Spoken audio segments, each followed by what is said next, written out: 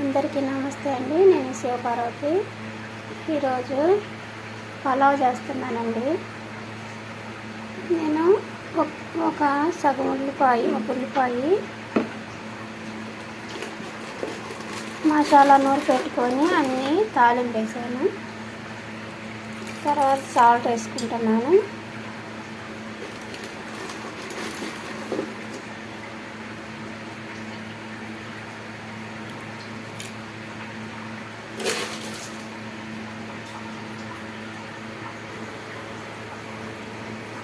ఆరు కప్పులు చిన్న కప్పుతో బియ్యం 6 కప్పులు వేసానండి. తర్వాత పెద్ద గ్లాస్తో 2 గిద్దల గ్లాస్తో చిన్నది దీంతో ఆరేసుకోవాలి. నీళ్ళు వాటరు మసాలా వేసి అల్లం కొబ్బరి మసాలా వేసి వేపి 6 కప్పులు వాటర్ పోసానండి. ఈ కాగనిచ్చుకోవాలి. ఇలాగ తరలించుకున్న దాంతో కడిగిన బియ్యం వేసుకోవాలి.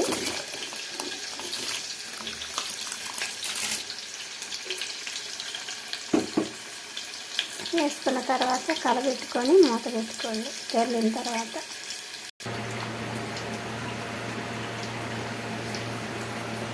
ఇలాగ తెరలే ముందుల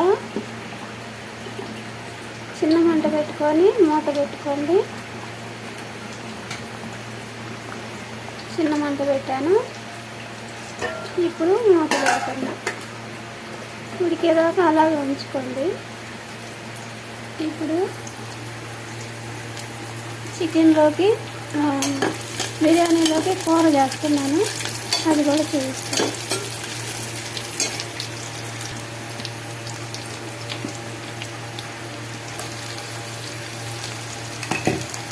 ఇంట్లో ఇది కూడా వేగిస్తుంది. మంట పెట్టుకొని బాగా వేగిన తర్వాత చికెన్ వేసుకోండి. తర్వాత కలబెట్టుకోండి.